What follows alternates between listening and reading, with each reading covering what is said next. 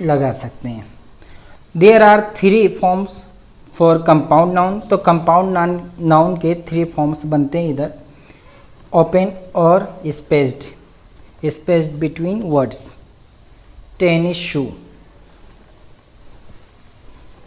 या तो स्पेस, बीच में स्पेस छोड़ दिया जाता है, या तो ये होता है कि हाइफेनेटेड, बीच में वो डाला जाता है हाइफन, या क्लोज्ड और सॉलिड, यानी ना स्पेस होता है और ना ही हाइफन होता है दो नाउन के दरमियान।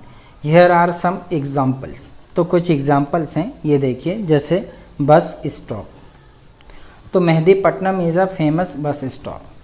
तो देखिए इसमें बस स्टॉप में ना कोई वो है स्पेस है, ना हाइफन है। ब्लैक बोर्ड, ये भी एक साथ यूज